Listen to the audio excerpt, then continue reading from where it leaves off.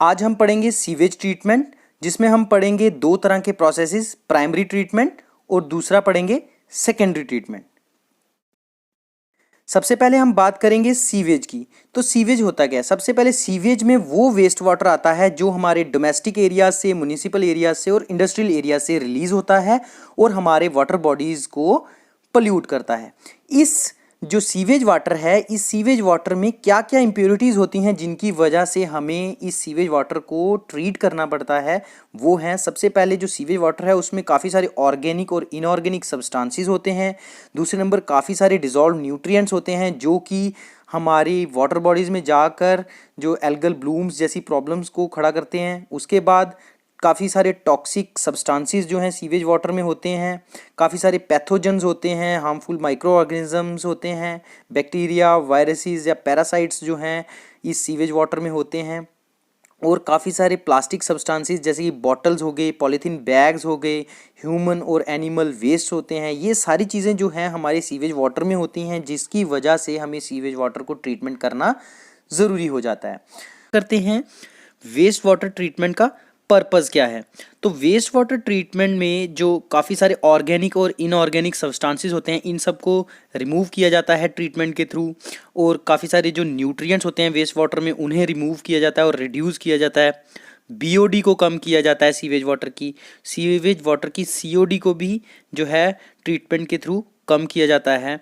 और जो sewage water में काफ़ी सारे टॉक्सिक कंपाउंड्स भी होते हैं, टॉक्सिकेंट्स भी होते हैं जो फूड चेन में बायोमैग्निफिकेशन करते हैं, वो भी जो है ट्रीटमेंट के थ्रू रिमूव किए जाते हैं।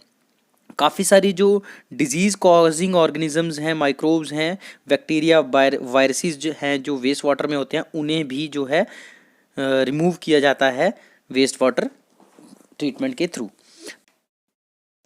तो अब बात करते हैं steps in waste water treatment process, यानी वेस्ट वाटर ट्रीटमेंट में कौन कौन से स्टेप्स जो हैं वो इन्वॉल्व्ड हैं।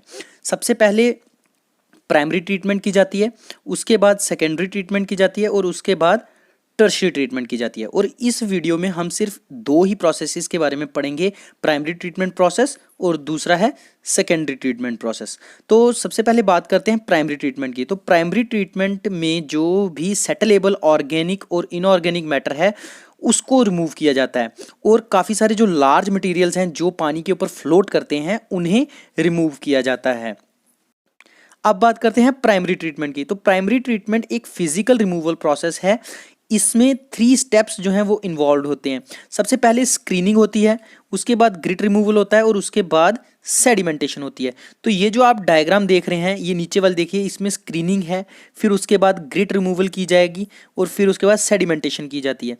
तो ये जो तीनों प्रोसेस हैं, ये तीनों स्टेप्स जो हैं वो प्राइमरी ट्रीटमेंट के अंदर ही आते हैं। तो प्राइमरी ट्रीटमेंट में सबसे पहला स्टेप है वो है स्क्रीनिंग प्रोसेस। तो स्क्रीनिंग प्रोसेस में काफ़ी सारा जो लार्ज मटेरियल्स हैं, जो रिमूवेबल डेब्रिस है, सॉलिड ऑब्जेक्ट्स हैं, प्लास्टिक आर्टिकल्स हैं, जैसे प्लास्टिक बॉटल्स हो गई, क्लोथ्स हो गए, स्टिक्स हो गई, वुडन मटेरियल्स हो गए, तो इन सब चीज़ों को जो है प्राइमरी ट्रीटमेंट के स्क्रीनिंग प्रोसेस में रिमूव किया जाता है। तो ये इस डायग्राम में देखिए, ये सबसे पहले ये स्क्रीनिंग प्रोसेस है, इसमें जो है लार्ज ऑब्जेक्ट्स रिमूव की जाती हैं। लेकिन अब जो वेस्ट वाटर ट्रीटमेंट है उसमें जो है काफ़ी सारे सैंड हो गए, ग्रेवल हो गए, पेबल्स हो गए, काफ़ी छोटे साइज़ के जो मटेरियल हैं वो रह गए हैं। तो उन सबको रिमूव करने के लिए हम करते हैं ग्रिट चैम्बर का यूज़। तो ग्रिट चैम्बर में क्या है, पानी की जो वेलोसिटी है उसे काफ़ी कम कर दिया जाता है ताकि जो हैवी मटेरियल है पानी के बीच, सैंड हो गया, ग्रिट हो गई, ग्रेवल्स हो गए, ये जो है सेटल डाउन हो जाए। तो ये सब इसमें जो सैंड है, ग्रिट है और बाकी जो सॉलिड छोटे छोटे सॉलिड सब्सटेंसेस हैं वो सेटल हो जाते हैं ग्रिट चैम्बर में। अब तीसरे नंबर आता है प्राइमरी ट्रीटमेंट प्रोसेस का तीसरा पार्ट है सेडिमेंटेशन टैंक। तो सेडिमेंटेशन टैंक में भी क्या किया जाता है, ये देखो, ये थर्ड नंबर पे सेडिमेंटेशन टैंक है। इसमें भी जो वाटर की वेलोसिटी है वो काफ़ी कम की जाती है और इसमें जो सस्पेंडेड सॉलिड्स हैं वो सेटल हो जाते हैं नीचे ड्यू टू ग्रेविटी। ठीक है, इसमें आप ये ध्यान रखें कि ये जो है सेडिमेंटेशन टैंक है, इसमें ग्रेविटी जो है वो इम्पॉर्टेंट है। ग्रेविटी के थ्रू जो है सस्पेंडेड सॉलिड्स हैं वो सेटल डाउन हो जाते हैं। फिर इसमें जो है अब कई बार जो कभी कभी क्या होता है कि जो सस्पेंडेड सॉलिड हैं बहुत ज़्यादा छोटे साइज़ के होते हैं, तो उन्हें जो है एफिशिएंटली रिमूव करने के लिए केमिकल्स का यूज़ भी किया जाता है। जैसे कि कैल्शियम हाइड्रोक्साइड का यूज़ किया जाता है, एल्युमिनियम सल्फेट का यूज़ किया जाता है, आयरन सल्फेट का यूज़ किया जाता है। तो ये जो हैं, ये जो केमिकल्स हैं ये यूज़ किए जाते हैं प्राइमरी ट्रीटमेंट के सेडिमेंटेशन टैंक में। तो इसमें जो अब जो सेडिमेंटेशन टैंक में जो नीचे जो सेडिमेंट बच जाता है, जो सीवेज बच जाता है, जो नीचे सेटल हो जाता है, उसे हम एज अ मैन्योर यूज़ कर सकते हैं आफ्टर कंपोजिटिंग। तो अब देखिए, अब ये जो प्राइमरी ट्रीटमेंट हुआ इसका रिजल्ट क्या होगा, इसका क्या बेनिफिट होगा। तो इसमें प्राइमरी ट्रीटमेंट में लगभग 30% जो बीओडी है वो रिड्यूस हो जाएगी, और सस्पेंडेड सॉलिड्स जो हैं वो लगभग 60% जो हैं वो रिड्यूस हो जाएंगे। अब बात करते हैं सेकेंडरी ट्रीटमेंट प्रोसेस की। तो सेकेंडरी ट्रीटमेंट प्रोसेस जो है एक बायोलॉजिकल ट्रीटमेंट प्रोसेस है। इसमें हम माइक्रो ऑर्गेनिजम्स का यूज़ करते हैं, और इसमें जो है डिजॉल्व्ड ऑर्गेनिक मैटर को वेस्ट वाटर से रिमूव किया जाता है। लगभग 85% बीओडी और सस्पेंडेड मैटर जो है वो सेकेंडरी ट्रीटमेंट के थ्रू रिमूव किया जाता है। और ये जो माइक्रो ऑर्गेनिजम्स हैं इन्हें स्पेशली जो है कल्चर किया जाता है, और फिर जो है वेस्ट वाटर में ऐड किया जाता है। तो ये जो माइक्रो ऑर्गेनिज्म है, ये जो वेस्ट वाटर के अंदर ऑर्गेनिक मैटर है उसे एज अ फूड यूज़ करते हैं, और जिसके वजह से जो ऑर्गेनिक मैटर है वाटर में वो डीकम्पोज हो जाता है या बायोडिग्रेड हो जाता है। तो अब बात करते हैं various approaches adopted in secondary treatment, यानी कौन कौन से अलग अलग अप्रोचेज हैं, अलग अलग टेक्निक्स हैं या डिवाइसेस हैं हम यूज़ कर सकते हैं सेकेंडरी ट्रीटमेंट प्रोसेस के लिए। तो इसमें है trickling filters, activated sludge treatment process और रोटेटिंग बायोलॉजिकल कंट्रैक्टर्स। सबसे पहले बात करते हैं ट्रिकलिंग फिल्टर्स के बारे में। तो ट्रिकलिंग फिल्टर्स में क्रश्ड स्टोन्स, पेबल्स यूज़ किए जाते हैं एज अ फिल्ट्रेशन मीडिया। तो ये देखिए मीडिया लिखा हुआ है इस डायग्राम में, तो ये जो है इसमें क्रश्ड स्टोन्स और पेबल्स यूज़ किए जाते हैं, और इन पेबल्स के जो आउटर सरफेस है उसमें जो है aerobic bacteria, algae, fungi, protozoa और वॉर्म्स और इंसेक्ट्स लार्वा जैसे हो गए, इनकी लेयर ग्रो करवाई जाती है। तो इसमें जो है सीवेज जो है इस मीडिया के थ्रू पास करवाया जाता है, और जब ये सीवेज वाटर जो है इस मीडिया के थ्रू पास होता है तो माइक्रो ऑर्गेनिजम्स जो ग्रो कर रहे हैं इस मीडिया में, वो जो है सीवेज वाटर में जो ऑर्गेनिक मैटर है उसे डीकम्पोज कर देते हैं। उसके बाद इसको, और इस सीवेज वाटर को जो इस ट्रिकलिंग फिल्टर्स में जो ट्रीट हो गया, इसे दोबारा से अगर ट्रीट करना चाहे तो इसे रीसर्कुलेट भी किया जाता है। उसके बाद इस प्रोसेस में काफ़ी ज़्यादा जो ऑर्गेनिक मैटर है वो रिमूव हो जाता है, और ये काफ़ी जो है एफिशिएंट फिल्टर है।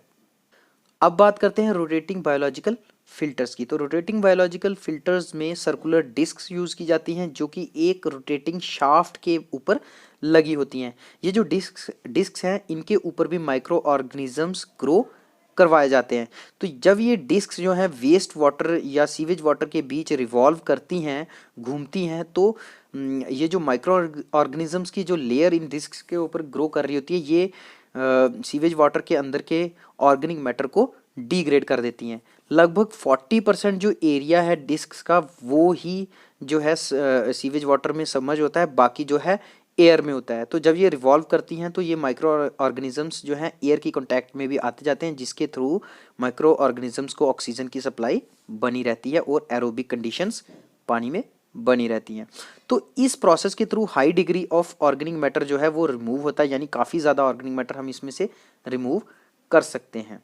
अब थर्ड नंबर पर आता है एक्टिवेटेड स्लज ट्रीटमेंट प्रोसेस। तो इस प्रोसेस में ये जो प्रोसेस है ये भी एरोबिक प्रोसेस है, और इसमें जो है सबसे पहले एरिएशन टैंक, इसमें दो तरह के टैंक होते हैं, एक होता है एरिएशन टैंक और दूसरा होता है क्लैरिफायर सेटलर। तो पहले एरिएशन टैंक के अंदर जो है माइक्रो ऑर्गेनिजम्स और सीवेज वाटर डाला जाता है, और इसके बीच से जो एयर है वो भी बबल की जाती है, जिसकी वजह से इस सीवेज वाटर के अंदर एरोबिक कंडीशन बनी रहती है, और माइक्रो ऑर्गेनिजम्स जो एरोबिक माइक्रो ऑर्गेनिजम्स हैं वो ऑर्गेनिक मैटर को डिग्रेड करते रहते हैं। उसके बाद जब ये एरिएशन टैंक के बीच और इस एरिएशन टैंक में जो ये जो सीवेज वाटर और माइक्रो ऑर्गेनिजम्स का मिक्सचर है इसे एजिटेट किया जाता है, यानी बहुत ज़्यादा हिलाया जाता है, और बीच में एयर पास की जाती है। उसके बाद ये जो सीवेज वाटर है लगभग 6 से 8 घंटे तक जो है इस एरिएशन टैंक में रहता है। उसके बाद ये जो है पास किया जाता है क्लैरिफायर सेटलर टैंक के बीच। तो ये जो क्लैरिफायर सेटलर टैंक है इसमें जो है इस पानी की जो वेलोसिटी है बहुत कम की जाती है, ताकि जो सस्पेंडेड जो सॉलिड्स हैं ऑर्गेनिक मैटर जो है वो सेटल डाउन हो जाए। और जब ये स्लज जो है ऑर्गेनिक मैटर जो है सेटल डाउन हो जाता है तो इसे रिमूव किया जाता है। और ये जो स्लज जो रिमूव किया जाएगा वो हम ओशंस में डिस्पोज कर सकते हैं, लैंडफिल्स में यूज़ कर सकते हैं, या फिर क्रॉपलैंड्स और पास्चर्स में एज अ मैन्योर भी यूज़ कर सकते हैं। तो एक बात मैं आपको बताना भूल गया, ये जो माइक्रो ऑर्गेनिजम्स यूज़ किए जाते हैं इस एक्टिवेटेड स्लज प्रोसेस में, इन्हीं माइक्रो ऑर्गेनिजम्स को एक्टिवेटेड स्लज कहा जाता है।